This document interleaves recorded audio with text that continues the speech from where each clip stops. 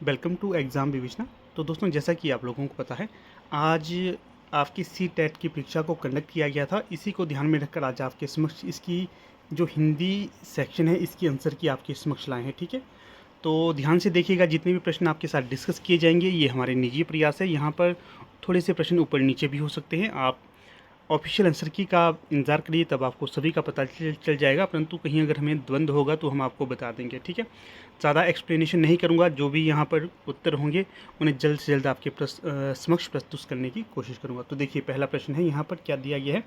नीचे दिए गए पद्यांश को पढ़कर पूछे गए प्रश्नों, प्रश्न संख्या 91 से लेकर 99 तक के सबसे उपयुक्त उत्तर के विकल्प को चुनिए। तो यहाँ पर देखिए, तो जो 91 में होगा प्रश्न, इसमें क्या पूछा गया है। तो यहाँ पर पूछा गया है, गद्यांश के अनुसार साहित्य में किस तरह की चिंता झलकती है। तो गद्यांश के अनुसार साहित्य में किस तरह की चिंता झलकती है, मूल्यों के बिखरने की। तो यहाँ पर सही विकल्प होगा 91 का 3। यहाँ पर देखिए, सीरीज़ अलग अलग हो सकती है। आप अपनी सीरीज़ को अपने हिसाब से मिलाइए, प्रश्नों को आप देखिएगा, उसके हिसाब से आपको उत्तर मिल जाएंगे। अगला प्रश्न है 92, किस तरह के साहित्यकारों की आवश्यकता हर युग में बनी रहती है। जो समाज को जागरूक करते हैं, वैसे साहित्यकारों की आवश्यकता युग को हमेशा बनी रहती है। साहित्य और समाज को हमेशा बनी रहती है, इस तरह के साहित्यकारों की आवश्यकता। अगला है 93, विशृंखलित में प्रत्यय है। तो विशृंखलित में जो प्रत्यय होगा तो वो होगा इत प्रत्यय। कौन सा? इत प्रत्यय। विकल्प 4 यहाँ सही होगा। फिर है 94, समाज के बदतर होने की स्थिति वाक्य में रेखांकित शब्द का अर्थ है। समाज के बदतर होने की स्थिति में वाक्य है जो ये, इसमें जो रेखांकित शब्द है इसका अर्थ क्या होगा?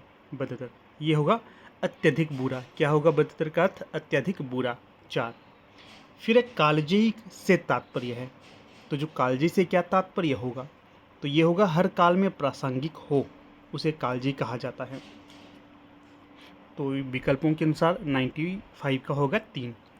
अगला है विश्वास शब्द का अर्थ है।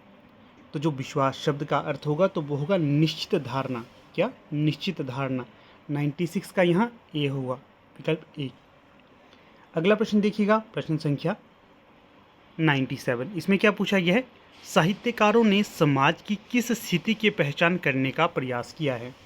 साहित्यकारों ने समाज की किस स्थिति की पहचान करने का प्रयास किया है। तो ये किया है पतन की ओर जाता हुआ समाज। पतन की ओर जाता हुआ समाज, इसका विकल्प 3 यहाँ सही होगा। फिर अगले प्रश्न को देखिए 98।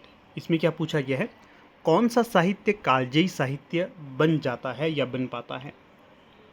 तो वो साहित्य कालजयी बन जाता है जो मानवीय सत्य की व्याख्या करे। जो मानवीय सत्य की व्याख्या करे वो साहित्य कालजयी बन जाता है। 4 यहाँ सही होगा। फिर प्रश्न संख्या 99, साहित्य को गति कौन प्रदान करता है। साहित्य को नहीं, समाज को गति कौन प्रदान करता है। तो जो समाज को गति प्रदान करता है वो करता है साहित्य। साहित्य आपके समाज को गति प्रदान करता है, ये आपने याद रखना है। कभी ऐसे भी आप बैठे होते तो आपको पता ही होता है, इसका ये सही होगा। ऐसे ही पढ़ लेते हो, आपको नॉलेज तो हो ही जाती है। फिर अगला जो प्रश्न है यहाँ पर देखिए, निम्नलिखित पद्यांश को पढ़कर पूछे गए प्रश्नों 100 से लेकर 105 के सबसे उपयुक्त उत्तर वाले विकल्प को चुनिए। तो यहाँ पर पद्यांश को मैं तो नहीं पढ़ूंगा, आप स्वयं पढ़ सकते हो। आपको उत्तर इसके सीधे दे देता हूँ। जैसे कि यहाँ देखिए, प्रश्न संख्या 100, पद्यांश में किस अलंकार का प्रयोग अधिक मुखरित हुआ है। तो अगर इन पंक्तियों को पढ़ोगे तो आपको यहाँ पर मानवीकरण अलंकार दिखेगा। कौन सा अलंकार? मानवीकरण अलंकार। फिर है 101, किसके हंसने की बात की गई है वाक्य में, पद्यांश में। तो तारों का, इसका तारा, विकल्प 2, विकल्प 3 तारा। फिर है पद्यांश में किसका चित्रण हुआ है।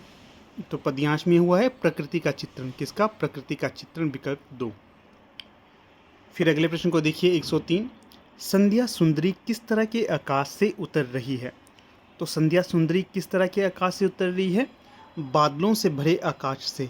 बादलों से भरे आकाश से, विकल्प 3 यहाँ पर सही होगा। फिर अगले प्रश्न की तरफ देखते हैं 104, हृदयराज की रानी किसके लिए प्रयुक्त हुआ है। तो ये हुआ है आपकी संध्या के लिए। किसके लिए? संध्या के लिए। फिर प्रश्न है 105, दिवसावसान का संधि विच्छेद है। तो ये होगा विकल्प 2, दिवस धन अवसान, विकल्प 2 यहाँ सही है। फिर 106, इसमें क्या पूछा गया है? विद्यालयों को योगात्मक द्विभाषावाद का अनुसरण करना चाहिए क्योंकि यह बच्चे की संस्कृति और भाषा को महत्व देता है। ठीक है, 2 भाषाओं का प्रयोग होना चाहिए। अगला देखिए यहाँ पर 107, इसमें कॉलम ए भाषा शिक्षण विधियाँ हैं, कॉलम बी उनकी समझ व संबंधित गतिविधियाँ हैं, इनका मिलान करना है। तो यहाँ पर देखिए अगर हम मिलान करते हैं तो यहाँ पर जो 2 विकल्प होगा ये सही होगा। ठीक है, ए का 1 हो जाएगा, ए का 1, बी का 4 हो जाएगा, फिर सी का 3 हो जाएगा और डी का क्या हो जाएगा? 2। ये मिलान देखिएगा, ये सही होगा इस तरह से। फिर प्रश्न संख्या 108, इसमें क्या पूछा गया है? श्रवण में क्या शामिल है? तो जो श्रवण में शामिल है वो है ध्वनि सुनना, ध्वनियाँ जैसी हैं तदनुसार डिकोड करना, विकल्प 2 यहाँ सही होगा। अगला प्रश्न है 109, भारत में भाषाओं के बारे में कौन सा कथन सही नहीं है? तो भारत में भाषाओं के बारे में जो सही कथन नहीं होगा तो वो कौन सा होगा? विकल्प 4, संस्कृत आधुनिक भारतीय भाषा है। संस्कृत आधुनिक भारतीय भाषा है, ये सही नहीं होगा। बाकी विकल्प 1, 2, 3 ये तीनों ही सही होंगे। इनको वीडियो को पॉज करके आप पढ़िएगा। आपको पता ही संस्कृत आधुनिक भाषा नहीं है, पुरानी भाषा है। फिर है 110, भाषा के कौन से कौशल ग्राह्य कौशल हैं? तो जो ग्राह्य कौशल हैं वो श्रवण और बोलना है, सुनना और बोलना, विकल्प 2 यहाँ पर सही होगा। फिर अगला है 111, कक्षा 5 की भाषा अध्यापक अपनी कक्षा में भाषा शिक्षण के लिए प्रतिदिन अनेक प्रकार की सामग्री जैसे कि समाचार पत्र, भोजन तालिका और रेल यात्रा के टिकट आदि लाती है। वह अधिगम के लिए क्या कर रही है? तो वो अधिगम के लिए क्या कर रही है? वह अधिगम को और अधिक वास्तविक और उपयोगी बनाने के लिए प्रामाणिक सामग्री का प्रयोग कर रही है। क्यों? क्योंकि वो देखिए समाचार पत्र लाती है, भोजन तालिका, रेल टिकट आदि लाती है। ये क्या है? प्रामाणिक सामग्री का प्रयोग हो रहा है। फिर है 112, भाषा की कक्षा में विद्यार्थी अध्यापक के निर्देशन में समूह बनाकर दिए गए टॉपिक पर एक विज्ञापन प्रस्तुत करते हैं। इस तरीके से भाषा सीखना क्या कहलाता है? तो इस तरीके से भाषा सीखना कहलाता है, एक तो देखिए सहयोगात्मक अधिगम है। क्यों? सहयोग हो रहा है। इसमें क्या हो रहा है? भाषा की कक्षा में विद्यार्थी अध्यापक के निर्देशन में समूह बनाकर दिए गए टॉपिक पर एक विज्ञापन प्रस्तुत करते हैं। इस तरीके से भाषा सीखना क्या कहलाता है? भाषा एक खेल भी लग रहा है मुझे और सहयोगात्मक अधिगम भी लग रहा है। 2 या 4 इनमें से एक इसका उत्तर हो सकता है। ठीक है, ऑफिशियल आंसर की का इसमें हम इंतज़ार करेंगे। फिर है 113, अधिगम का कौन सा मत इस बात में विश्वास रखता है कि मौखिक या अमौखिक भाषा आदत निर्माण की प्रक्रिया के माध्यम से आती है? तो ये होगा व्यवहारवादी। ठीक है, विकल्प 3 यहाँ सही होगा। फिर चलते हैं अगले प्रश्न की तरफ। 114, एक अध्यापक ने बच्चों को रेस्टोरेंट से जुड़ी शब्द संपदा से परिचित कराने वाला काम दिया। इस पाठ का क्या उद्देश्य होना चाहिए? तो इस पाठ का उद्देश्य होगा शिक्षार्थियों को कोश विषयक सामग्री से परिचित करवाना। ठीक है, तो 114 का 2। फिर है 115, भारत में बहुभाषावाद के संदर्भ में अध्यापक के लिए क्या समझना जरूरी है? तो संप्रेषण से सामाजिक संबद्धता स्थापित होती है, ये समझना जरूरी है। तो 115 का 2 सही हो जाएगा। फिर देखिए अगला प्रश्न यहाँ पर क्या है? 116, किसी भी कहानी का समय और स्थान क्या कहलाता है? किसी भी कहानी का समय और स्थान क्या कहलाता है? तो ये कहलाता है आपकी थीम। ठीक है, थीम कहलाता है समय और स्थान। फिर अगले प्रश्न को देखिए 117, इसमें क्या पूछा गया है? अध्यापकों, शिक्षार्थियों और सामग्री पर टेस्ट एवं आकलन का प्रभाव क्या कहलाता है? तो ये कहलाता है पुनर्बलन, विकल्प ए यहाँ पर सही होगा।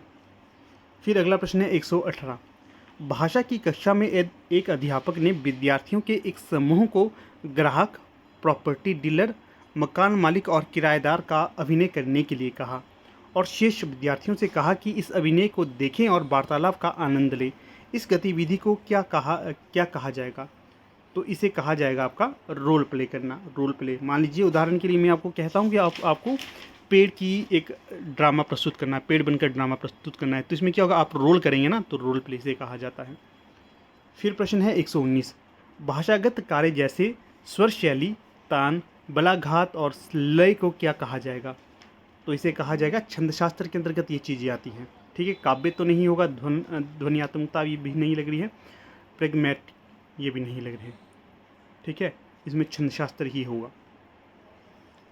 अगला देखिए प्रश्न 120, किसी श्रवण से जुड़ी गतिविधि को योजना बनाते इसमें कौन सा कारक महत्वपूर्ण नहीं है? तो ये होगा आपका वक्ताओं का जेंडर, बोलने वाले महिला हैं या पुरुष, इससे ज़्यादा फर्क नहीं पड़ता है। ठीक है, वक्ताओं की संख्या, रिकॉर्डिंग को थोड़ा सा रोकना, पॉज देना, बोलने की गति, ये थोड़े से महत्वपूर्ण है, परंतु जो विकल्प 4 है ये ज़्यादा महत्वपूर्ण नहीं है। तो विकल्प के हिसाब से 4 सही होगा 120 का।